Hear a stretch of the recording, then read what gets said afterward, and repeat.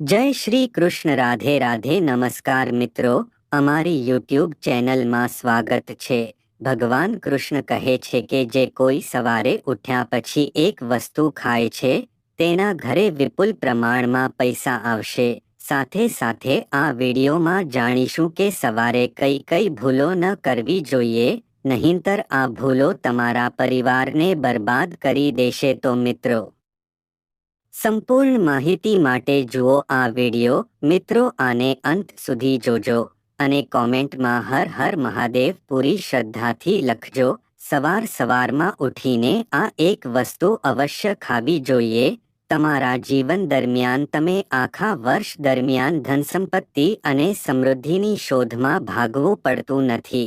ભગવાન શ્રી કૃષ્ણ કહે છે કે સવાર સવારમાં જે આ એક વસ્તુ ખાઈ લે છે તેના ઘરમાં ધન વૈભવ ખૂબ જ ઝડપથી આવે છે।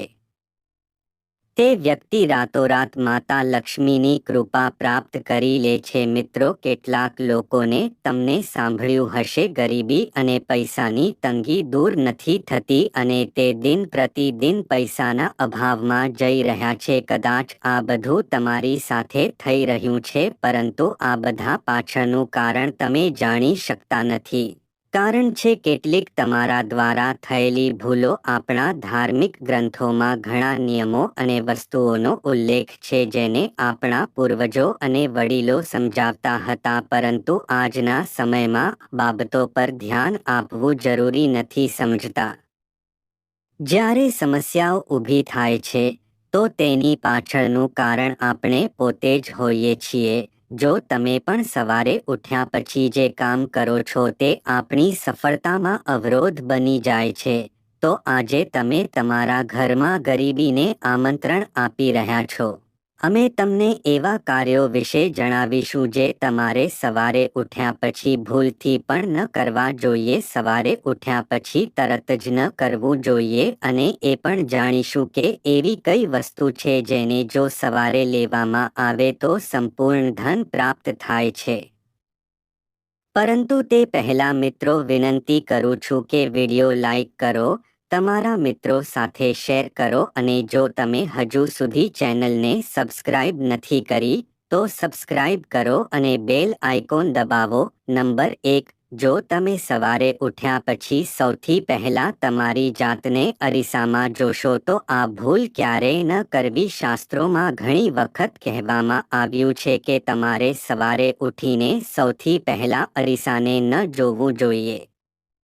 અરીસામાં તમારો ચહેરો જોવાથી જ દરિદ્રતા, દુર્ભાગ્ય અને મુશ્કેલી આવે છે। નંબર 2, સવારે ઉઠ્યા બાદ ભોજનનું સેવન કરવું। આજના યુગમાં જો તમે પણ જાગતાની સાથે જ ચા નાસ્તો કરીને આ જ ભૂલ કરો છો તો ચાલો તમને જણાવી દઈએ કે શાસ્ત્રો અનુસાર સ્નાન કર્યા વગર તમારા દાંત સાફ કરીને તમે સૂર્ય ભગવાનની પૂજા કરો છો તે સિવાય કોઈ વસ્તુઓનું સેવન કરવું વર્જિત માનવામાં આવે છે, કારણ કે તે સૂર્યથી જ આપણને બધી વસ્તુઓ ખાવા મળે છે અને સૂર્ય ભગવાનનો આભાર માનવા માટે પાણી ચઢાવ્યા વિના અન્ય વસ્તુઓનું સેવન કરવું અયોગ્ય માનવામાં આવે છે।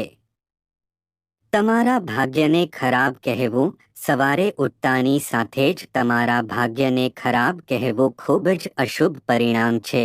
જો તમે ફક્ત નકારાત્મક વાતો જ કરતા રહો છો તે મુખથી, તો તમારે જીવનમાં ઘણી સમસ્યાઓનો સામનો કરવો પડશે।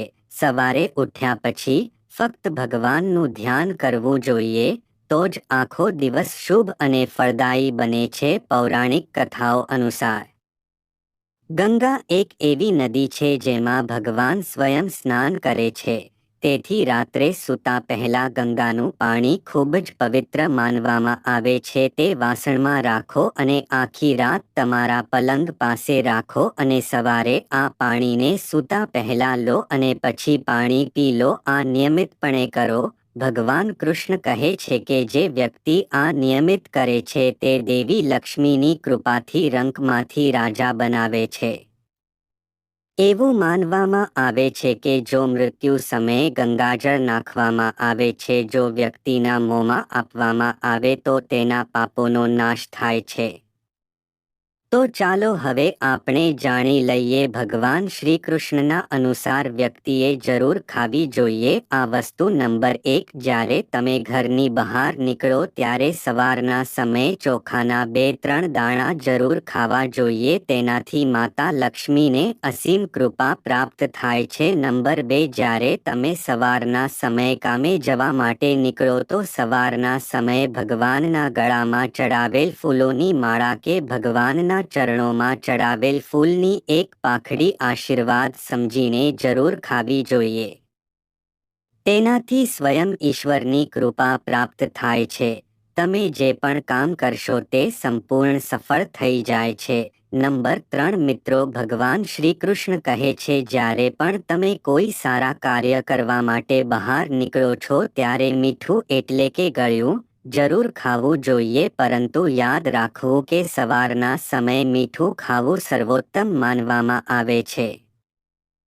તેનાથી તમારા સારા રસ્તાઓ ખુલી જાય છે અને તમે જે પણ ઈચ્છો છો તે પ્રાપ્ત થઈ જાય છે મિત્રો ભગવાન શ્રી કૃષ્ણએ પણ કહ્યું છે કે ચંદનનો તિલક મનુષ્યને વિજયને પ્રાપ્ત કરાવે છે એ માટે માથા પર ચંદનનું તિલક જરૂરથી લગાવવું જોઈએ શાસ્ત્રોમાં જણાવવામાં આવી છે કે સવારના સમયે માથા ઉપર તિલક લગાવીને જે પણ લોકો બહાર નીકળે છે તેના ઉપર સદૈવ ઈશ્વરની કૃપા રહે છે અને તેનો કોઈ પણ વાળ પણ વાંકો નથી કરી શકતો મિત્રો માથા પર તિલક લગાવવાથી કાળ પણ નથી કરી શકતો તેથી તેવી વ્યક્તિ અકાળ મૃત્યુથી બચી રહે છે શાસ્ત્રોમાં જણાવવામાં આવે છે જે લોકો નિયમિત રૂપથી સૂર્યદેવને જળ ચડાવે છે તે ઘર પરિવાર અને સમાજમાં માન સન્માનને પ્રાપ્ત થાય છે દરરોજ ઘરની બહાર નીકળો તેની પહેલા થોડું દહીં અને સાકરનો સેવન કરવું જોઈએ તેને શુભ શુકન અને માનવામાં આવે છે